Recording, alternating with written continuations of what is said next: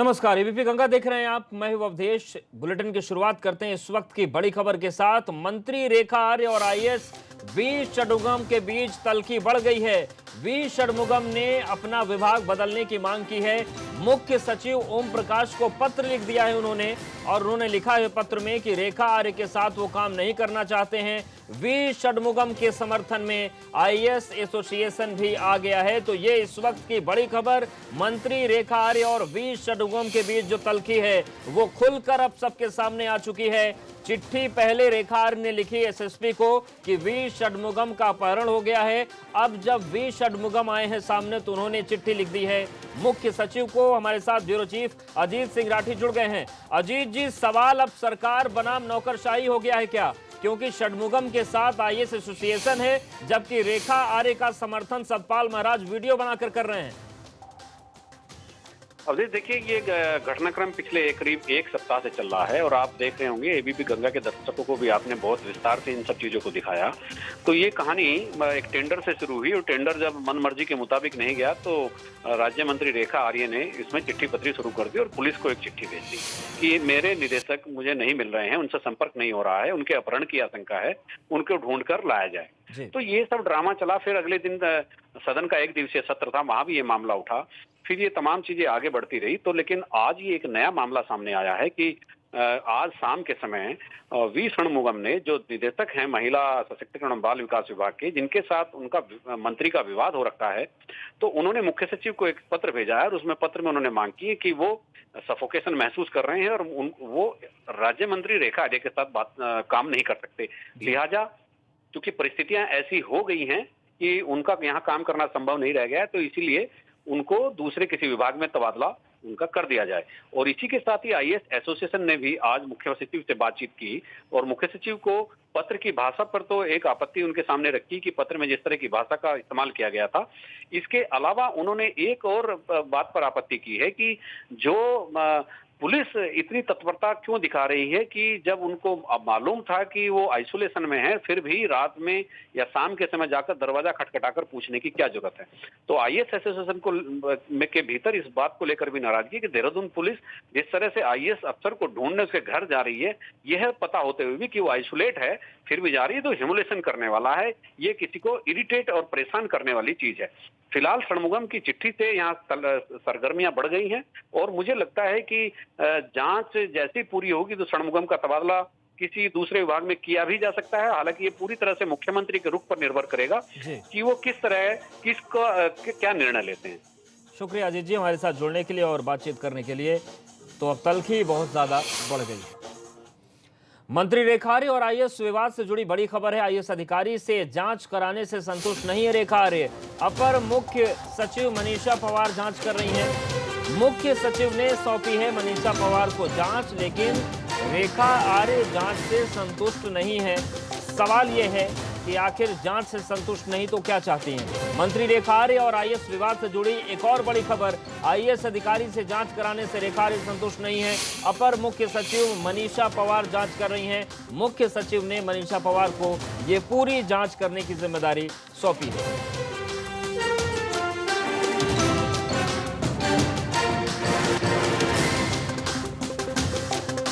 मुख्य सचिव ने साहब जो जांच है वो सौंपी है, लेकिन यहां से भी संतुष्ट रेखा आर्य नहीं। जी ने जो जांच बैठाई है, मैं उस जांच बैठाने का स्वागत करती हूं, माननीय मुख्यमंत्री जी के निर्णय के साथ हूं। पर मेरा अपना एक विचार है कि क्या एक आईएएस की जांच करेगा तो कितनी उसमें पारदर्शिता और कितनी उसमें निष्पक्षता होगी, ये एक प्रश्न बनेगा। और दूसरा मैं ये कहना चाहती हूँ कि यदि जांच में जो कोई भी दोषी पाया जाता है, यदि मान लीजिए मैं दोषी पाई गई, मैं अपने हर दंड को जो मेरा मुख्यमंत्री तय करेंगे या मेरी जनता तय करेगी, मैं उसे स्वीकार करूँगी। और यदि मेरे अधिकारी सचिव और डायरेक्टर यदि इसमें दोषी पाए गए तो आखिरकार क्या कार्रवाई की जाएगी और होगी अथवा नहीं होगी, ये जो है विचारणीय है। एक विषय आया मंत्री के संज्ञान में, उन्होंने उस विषय को उठाया तो उसकी जांच होगी। जांच क्यों नहीं होगी? मंत्री जी ने कोई विषय उठाया उसमें जांच की क्या बात होगा? तो मंत्री कहाँ का दोषी होगा? अगर अधिकारी कोई दोषी होगा कार्रवाई करेंगे।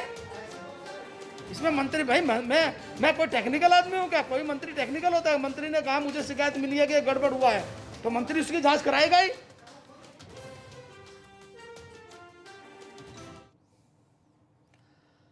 मंत्री रेखा आर्य और आईएएस वी षणमुगम के बीच का विवाद गर्मा गया है और इसे लेकर आईएएस एसोसिएशन नाराज है। उधर पुलिस ने रेखा आर्य के पत्र की जांच की और साफ कर दिया कि वी षणमुगम गायब नहीं है, होम आइसोलेशन में है। इस बीच पूर्व सीएम हरीश रावत ने ट्वीट करके मामले को और गर्म कर दिया है।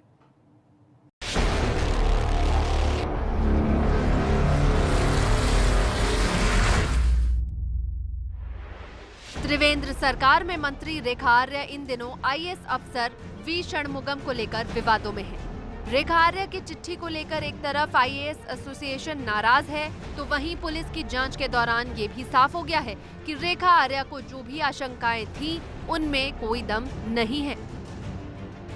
देखिए, उनका जो लेटर है वो हमको मिला था और उसको हमने एग्जामिन भी किया था और जो कंसर्निंग ऑफिसर हैं वो घर पे ही क्वारंटीन है। इसमें जो हमारे एसपी हेडक्वार्टर हैं उनकी रिपोर्ट हमको मिल गई थी और जो रिपोर्ट है वो कम्युनिकेट कर दी गई है ऑनरेबल मिनिस्टर को और इस तरह की कोई बात नहीं है जिस तरह की जो आशंका उनके द्वारा जताई गई थी और जो फैक्ट्स हैं उनसे उनको कम्युनिकेट कर दिया गया है। पुलिस की जांच के दौरान साफ हो गया कि वी षणमुगम वाकई होम आइसोलेशन में थे। इससे पहले एबीपी गंगा ने आपको वी षणमुगम की वो चिट्ठी भी दिखाई थी जिसमें उनके होम आइसोलेशन में जाने का जिक्र था।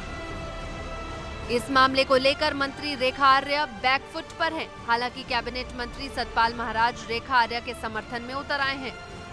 रेखा आर्य जी बड़ी रिस्पॉन्सिबल मंत्री हैं और बड़ी मैं समझता हूँ सम्मानित मंत्री हैं, तो उनकी जो बात है वो सुनी जानी चाहिए। और इस समय जो मंत्री है वो सेक्रेटरी की सीआर लिखे तभी जो है आपका जो सेक्रेटरीज हैं ये मंत्री की सुनेंगे। तो इसमें बहुत ज़रूरी है कि जैसे और राज्यों के अंदर और जिस भी राज्य को आप ले लीजिए वहाँ पर मंत्री सीआर लिखता है। केवल उत्तराखंड राज्य में ही ऐसी परिपाटी चला रखी है, पहले यहाँ लिखते थे अब नहीं लिखते हैं। उधर विपक्ष इस मामले को तूल दे रहा है। पूर्व सीएम हरीश रावत ने ट्वीट किया। उन्होंने लिखा कि त्रिवेंद्र सरकार ने मंत्री और आईएएस विवाद की जांच एक दूसरे अधिकारी को सौंप दी। सरकार उल्टे बांस बरेली के कथानक को सही सिद्ध कर रही है। शायद मामले को रफा दफा करने के सिवा मुख्यमंत्री के पास कोई रास्ता नहीं है।